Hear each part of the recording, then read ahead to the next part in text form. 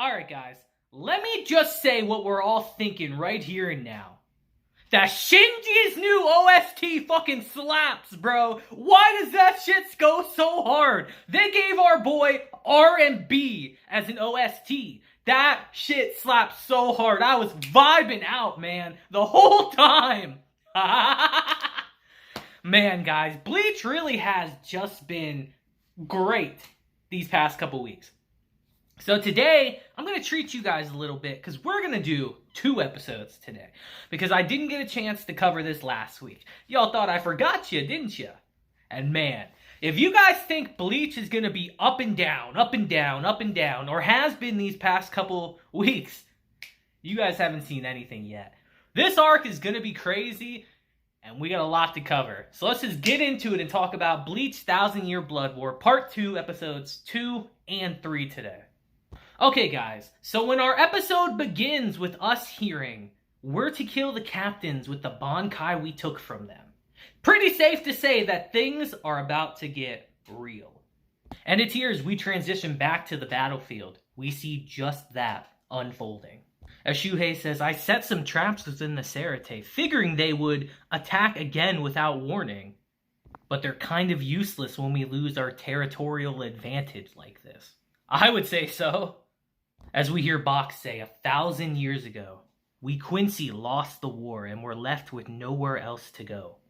So we fled from the living world into the Seireitei, a place where you Shinigami would least expect us to hide. We then used Reishi to create space within the shadows of the Seireitei, and called this invisible empire the Wandenreich. As we see that that's where we are right now. And naturally, while everyone's freaking out, we actually get a nice little explanation from a Sternritter as we just hear, the plan worked perfectly.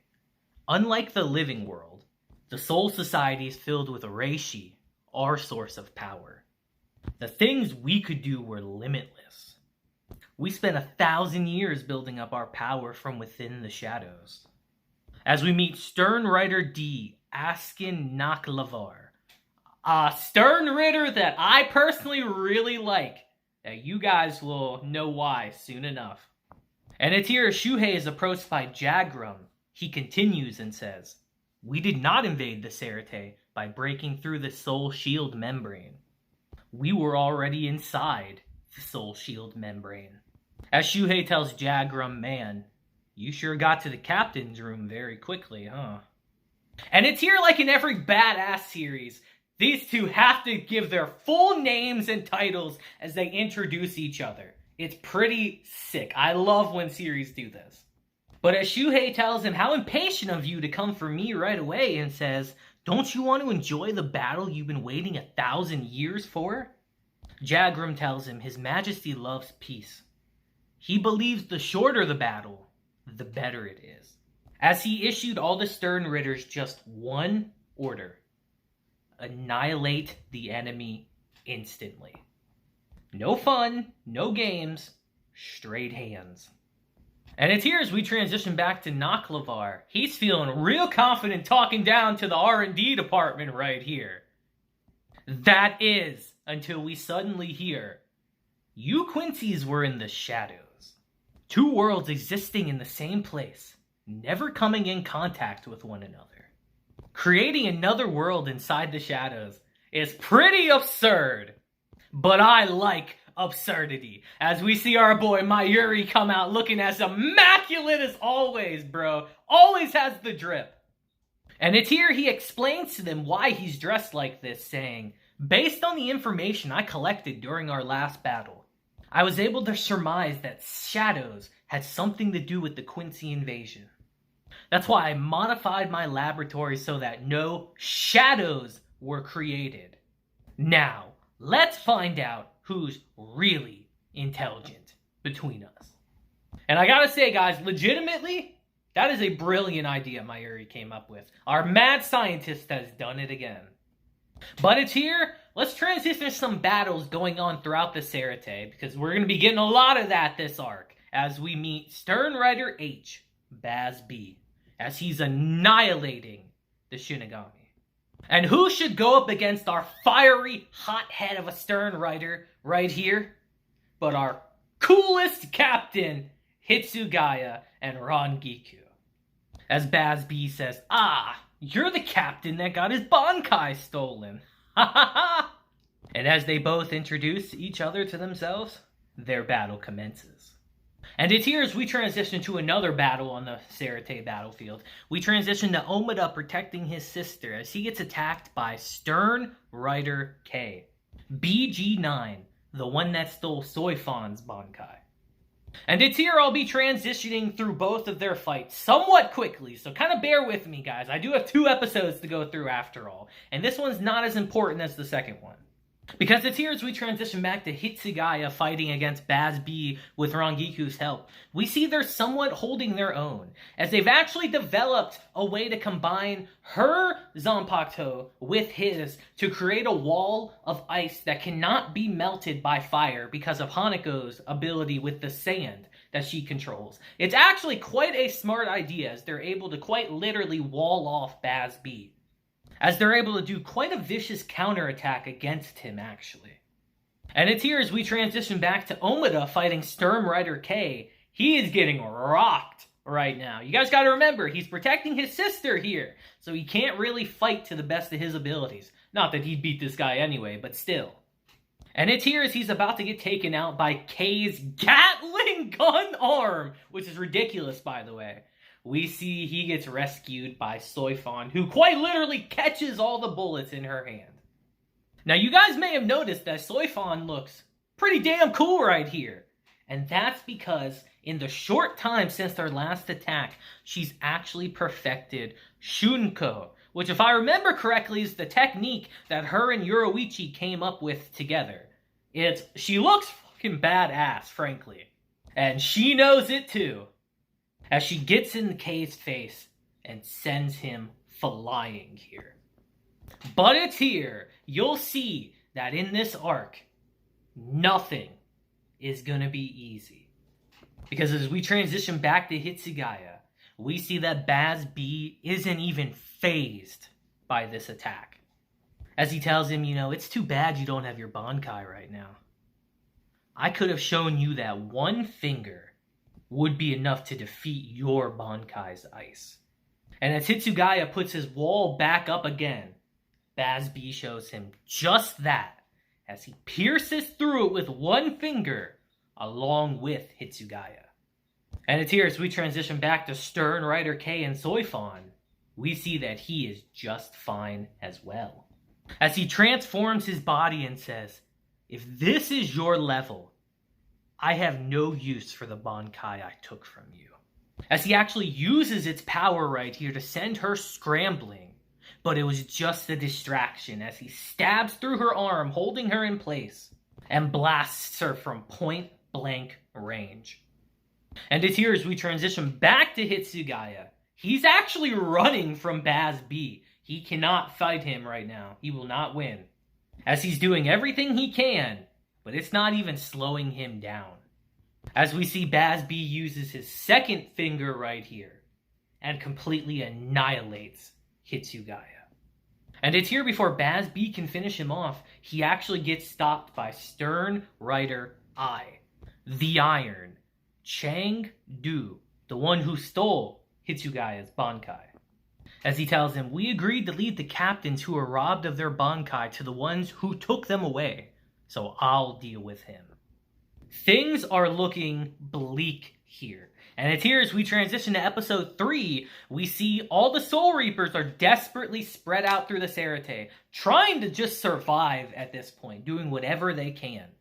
As we see that Chang Du actually took out Rangiku here and laid her by Hitsugaya. The disrespect. As he tells him, "Those who live together should die together. That's my style." Truly just disrespecting this man right here, as he uses Hitsugaya's Bankai against him. And it's here when everything seems bleak. We see Urahara contacts Mayuri and tells him, "I've completed the method to regain Bankai." And it's here to get into more detail about it and to be more precise. He says, "I've actually discovered the weakness in the means that the Quincies used to steal the Bankai. And with this knowledge, we can prevent them from stealing any more, too.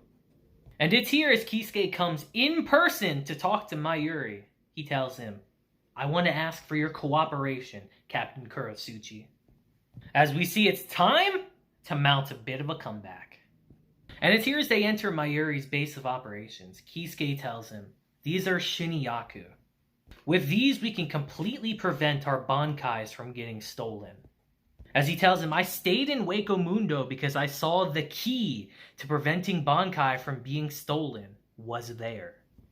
As he tells Mayuri that the turning point was the battle with Quilgi Opi after he had consumed a hollow. As he starts explaining that his appearance changed the moment he consumed it, and he realized that he wasn't able to completely control his power.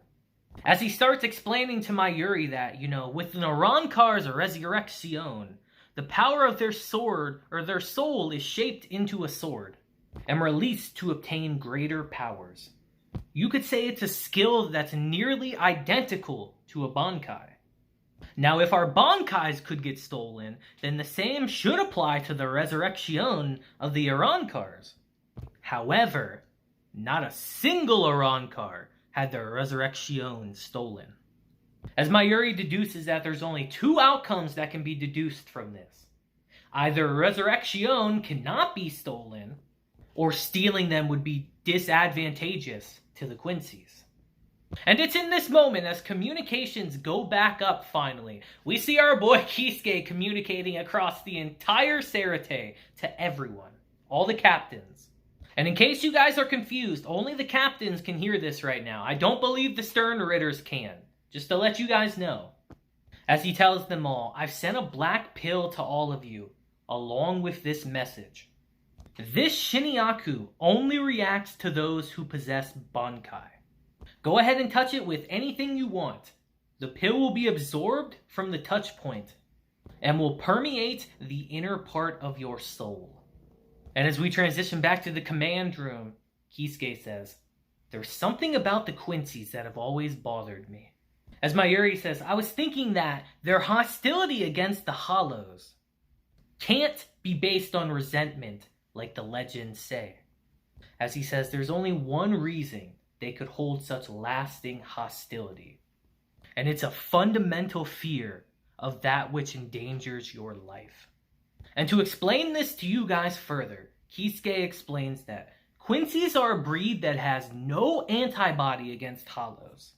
The very existence of Hollows is poisonous to Quincies. Encroachment by the Hollows not only weakens their spiritual powers, but ultimately leads to the decay of their souls, and eventually their death. As he even adds, unlike Soul Reapers, they don't even have a path to hollification. They just die. That's the reason Quincies have to exterminate Hollows. As he adds, in other words, if we, the Soul Reapers, were to absorb just a small amount of Hollow power and hollify our Bankai for a short moment, then our Bankais will also become poison for the Quincies. As we see just that happen with Chengdu as Hitsugaya absorbs this piece. And as Hitsugaya gets Hyorinmaru back, the fight is just beginning. Because it's here as we transition back to Omida and Soifon versing Stern Ritter K, we see he gives her the piece that Kisuke gave to all of them. As we see the Stern Ritter K instantly becomes weakened the second that happens. As Soifon says, the hollified Bankai is disrupting your bodily functions. And it's in this moment she activates her Bankai again. As she says, brace yourself, Omida. As she blows Stern Rider K to smithereens. She always did have quite a explosive Bankai, guys. And it's here as we transition back to Hitsugaya fighting Kang Dao. He can't even touch Hitsugaya anymore with his Bankai. As he tells him Hyorinmaru cannot attack himself, But he's sure trying nonetheless. And Hitsugaya's just standing there tanking it. as he tells him, stop talking as if your Bankai has a mind of its own. And we as Bleach fans know how ridiculous what he just said really is. As Hitsugaya tells him, Bankai doesn't have a mind of its own, you say. You really think so? As he says, it's been a while since I've heard your voice. I'm glad you're back, Hyorin Maru, as he's completely regained control of his Bankai. As he with ease freezes Kangdu and puts him in a cross of ice. And as we go throughout the Seireitei, we see that all the Soul Reapers have gained their Bankai back thanks to Kisuke's invention. And now it's time to put them to work, baby. Because as we transition to our boy Shinji, it's time to see his, I believe for the first time in the anime actually, as we hear Bankai. Sakashimi, Yokoshimi, Happo, Fusagiri. As all of a sudden, we see all the Quincies start killing themselves.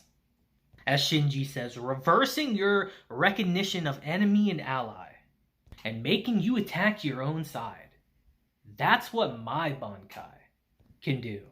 As he adds, unfortunately, since enemy and allies are spread throughout the Seireitei, I can't really use it whenever I want. His Bankai kind of is a double-edged sword because it will work on allies too. So he has to be very selective when he uses it. And it's here as we transition to Ikkaku and everyone. We see they're trying to come up with a plan of attack, not trying to just jump back into the fold because they have their Bankais back. As we see that they're suddenly attacked out of nowhere from Stern Ritter S, the Super Tsar, Mask Demasculine. Very on the nose name, frankly, guys, if you didn't realize that. As they end up attacking him, and he tells them, trying to defeat a superstar while hiding your powers is impossible. And it's here as we transition back to Bombetta. We see that she's quite irritated by what's going on, as she's just casually taking out all the Shinigami she comes across. And it's here you all will notice that Bombetta, out of all the Stern Ritters, quite literally has the shortest fuse, no pun intended, as she blows up the entire area just out of frustration alone. Quite a temper tantrum, to say the least. And it's here all of a sudden, out of nowhere, we see she gets approached by Komamura, aka Doggy. As she tells him what? You too scared to look at my face? As he tells her, I don't have time for you. I'm committed to avenging Genryusai's death. I'm gonna take Bach's head. As she tells him, oh, I see, nice. But don't you think it's too early for the hero to appear? As our boy Shinji shows up out of nowhere and says, I guess we're not heroes then, huh? As he tells Komamura, I'll handle her. You go on ahead. And it's here in this moment, she learns firsthand why Shinji is a terrifying opponent. As he says, what's the matter? You feeling sick or something? As he says, Sakanadi, that's my Zanpakuto. All that you see becomes reversed. Up becomes down, left becomes right. Hell, I've even been practicing to make my words sound backwards too. As we see, he is completely overwhelming her in this situation. It's impossible to fight like this. Try as she might, Shinji's power is pretty damn strong and hard to overcome. And boy does she try as she blows the area up and he says, well, why don't you come and ask your friends for help right now? Oh, my bad. I guess you don't have any. But it's here in this moment, right when things seem to be going great for us. We've had a great comeback. How many times have I told you guys? It's never that easy. As a beam of energy appears out of Bombetta, and we just hear Yuha say, rejoice, Stern Ritters. As an explosion of energy comes out of her, as she says, Quincy vol Stern Ditch.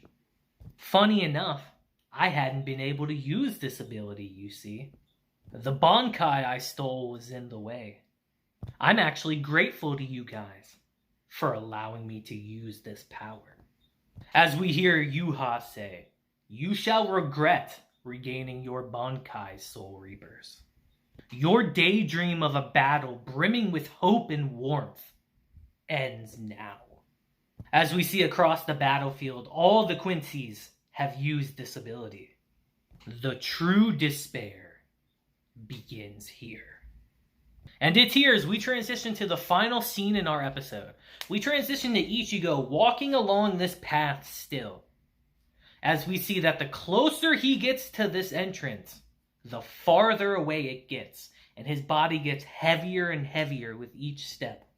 And as he continues to walk, he gets these constant visions flooding into his brain, each time taking more of his energy away, as he eventually sees an image of the Soul King.